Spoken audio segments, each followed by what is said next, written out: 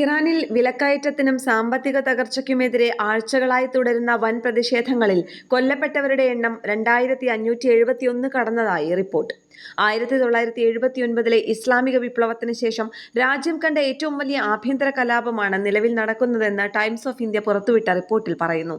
കൊല്ലപ്പെട്ടവരിൽ 2403 പേർ പ്രതിഷേധക്കാരും 147 പേർ സുരക്ഷാ സേനാംഗങ്ങളുമാണ്. മരിച്ചവരിൽ 12 കുട്ടികളും ഉൾപ്പെടുന്നു.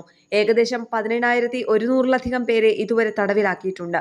പിടിയിലായ പ്രതിഷേധക്കാരെ അതിവേഗ വിചാരണയിലൂടെ വധശിക്ഷയ്ക്ക് വിധേയരാക്കാൻ ഇറാന്റെ ജുഡീഷ്യറി മേധാവി ഗുലാം ഹൊസൈൻ മുഹ്സ്നി എജയിന്റെ നിർദ്ദേശം നൽകിയിട്ടുണ്ട്. അതേസമയം പ്രതിഷേധക്കാരെ വധിക്കാനുള്ള ഇറാന്റെ തീരുമാനം അവസാനിപ്പിക്കണമെന്നും അല്ലാത്തപക്ഷം ശക്തമായ നടപടി സ്വീകരിക്കുമെന്നും അമേരിക്കൻ പ്രസിഡന്റ് ഡൊണാൾഡ് ട്രംപ് മുന്നറിയിപ്പ് നൽകി. പ്രതിഷേധക്കാർക്കും ജനങ്ങൾക്കുമുള്ള സഹായം ഉടനെത്തുമെന്ന് ഉറപ്പു നൽകിയ ട്രംപ് കൊലപാതകങ്ങൾ അവസാനിക്കുന്നതുവരെ ഇറാൻ ഉദ്യോഗസ്ഥരുമായുള്ള എല്ലാ ചർച്ചകളും റദ്ദാക്കി. ഇറാൻ മോശമായാണ് പെരുമാറുന്നതെന്നും കൊലപാതകത്തെക്കുറിച്ചുള്ള കൃത്യമായ കണക്കുകൾ ലഭിച്ചാൽ ശക്തമായ നടപടിയുണ്ടാകുമെന്നും ട്രംപ് കൂട്ടിച്ചേർത്തു. എന്നാൽ അമേരിക്കയുടെ ഇടപെടലിനെ ഇറാൻ രൂക്ഷമായി വിമർശിച്ചു. ഇറാനിലെ ജനങ്ങളെ കൊല്ലുന്നതിന്റെ പ്രധാന ഉത്തരവാദികൾ ട്രംപും ഇസ്രായേൽ പ്രധാനമന്ത്രി ബെഞ്ചമിൻ നെതന്യാഹുവുമാണെന്ന് ഇറാൻ ദേശീയ സുരക്ഷാ കൗൺസിൽ ആരോപിച്ചു.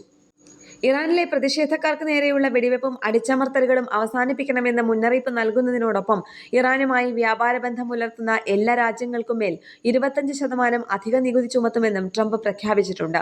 ഇറാനിലേക്കുള്ള വിദേശ സാധനങ്ങളുടെ വരവ് തടയാനും അവിടുത്തെ ഭരണകൂടത്തെ സാമ്പത്തികമായി തളർത്താനുമാണ് ഈ നീക്കമെന്നാണ് റിപ്പോർട്ടുകൾ.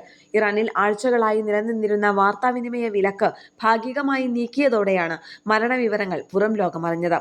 ഇന്റർനെറ്റ് സേവനങ്ങൾ ഇപ്പോഴും ഭൂരിഭാഗമിടങ്ങളിലും തടസ്സപ്പെട്ടിരിക്കുന്നു.